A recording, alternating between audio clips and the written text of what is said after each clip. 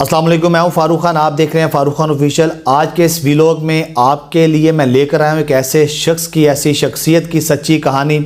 جن سے متعلق آپ بہت کچھ سن چکے ہوں گے، دیکھ چکے ہوں گے اور پڑھ بھی چکے ہوں گے، لیکن آپ سے گزارش ہے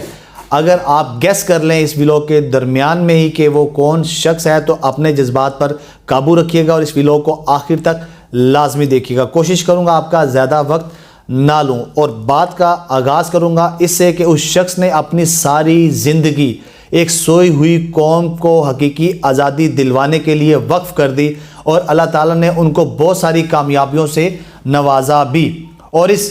کامیابی کے لیے جو انہوں نے جد و جہد کی، اس کاوش کے لیے جو انہوں نے جد و جہد کی، اس درمیان میں جو ان کے اوپر سختیاں آئیں، میں بالخصوص آپ کو وہ بتانا چاہتا ہوں کہ اس شخصیت نے اپنی تعلیم کے بعد جو پروفیشن اڈاپٹ کیا اس کے اندر اللہ تعالیٰ نے انہیں بہت زیادہ عزت سے نوازا، نہ صرف اپنے ملک میں بلکہ پوری دنیا میں، بالخصوص یورپ کے اندر انہیں بہت زیادہ عزت ملی اور لوگوں نے بہت ہی زیادہ انہیں سراہا۔ اس کے بعد انہیں خیال آیا کہ انہوں نے دنیاوی تمام کامیابیاں حاصل کر لی ہیں، لیکن انہیں کہیں نہ کہیں یہ رنج تھا کہ ایک قوم ایسی ہے جو اس وقت سوئی ہوئی ہے، اسے بیدار کرانا ضروری ہے، اسے حقیقی آزادی دلانا ضروری ہے۔ تو انہوں نے اپنی قوم کی طرف رجوع کیا۔ پھر ہوا کیا کہ اس قوم کے اندر سے ہی بہت سارے سازشی ٹولے اٹھ کھڑے ہوئے ان کے خلاف، جنہوں نے سیاسی طور پر ان کا راستہ بند کرنے کی کوشش کی، اور نہ صرف سیاست کے اندر ان کے اوپر جھوٹے الزامات لگا کر ان کی راہ روکنے کی کوشش کی، بلکہ یہاں پہ وہ کارڈ استعمال کیا گیا جو کہ سب سے زیادہ خطرناک سمجھا جاتا ہے، مذہبی کارڈ۔ جی، کچھ کرائے کے ملاؤں نے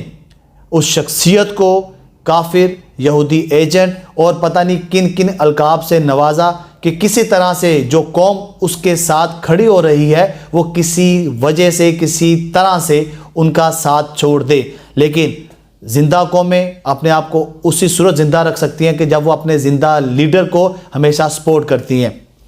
تو وہ سفر جو وہ چاہتے تھے اس کا سلسلہ شروع ہوا، بہت ساری ہرڈلز آئیں، بہت ساری تکلیفیں ہوئیں، بہت ساری مشکلاتوں کا سامنا کرنا پڑا، لیکن اپنے مشن پر ڈٹے رہے، اسی آس پر، اسی امید پر کہ اللہ تعالیٰ انہیں ایک دن ضرور سرخرو کریں گے۔ مجھے امید ہے کہ آپ لوگوں نے اب تک بہت سارے خیالات سوچے ہوں گے کہ میں کس لیڈر کی بات کر رہا ہوں۔ جی ہاں، آپ نے جو سوچا بالکل میں اسی لیڈر کی بات کر رہا ہوں۔ یہ وہی ان کی سچی کہانی کی خوبیاں تھی جو ان کی حقیقی زندگی میں رونما ہوئی، اور انہوں نے بڑے دلیرانہ طریقے کے ساتھ اس کو فیس کیا۔ فیس کرنے کے بعد اس قوم کو جگایا جو کئی دہائیوں سے سوئی ہوئی تھی، غلام قوم، اور آزادی انسان اپنے ساتھ لے کر پیدا ہوتا ہے، لیکن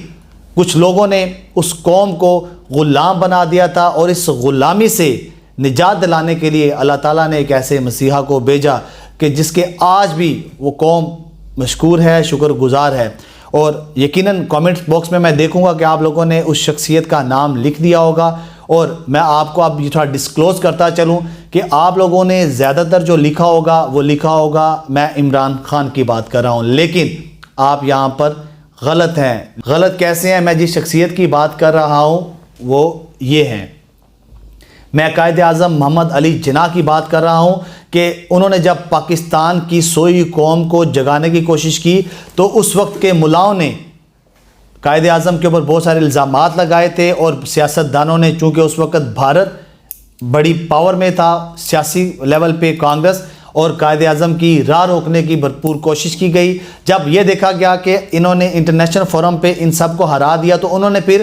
اندر سے مسلمانوں کو کھڑا کیا، جس میں ایک مولانا فضل الرحمان صاحب کے والد محترم جو یہ کہتے ہیں کہ جی ہم پاکستان کے بننے جیسی غلطی میں شامل نہیں ہیں، انہوں نے قائد اعظم کے خلاف کیمپین چلائی تھی کہ کسی طرح سے مسلمان اس شخص کا پیچھا چھوڑ دیں، لیکن اس وقت کی قوم چونکہ جاگ چکی تھی، قائد اعظم، علامہ اقبال اور بہت سارے ہمارے جو بزرگان ہیں انہوں نے اس قوم کو جگایا تھا اور قوم ڈٹی رہی، تو اس کے صلے میں آج ہم ایک آزاد ملک میں سانس لے رہے ہیں۔ آپ کو ہنسی تو آئی ہوگی جب میں نے یہ بات کہی کہ آزاد ملک میں سانس لے رہے ہیں، لیکن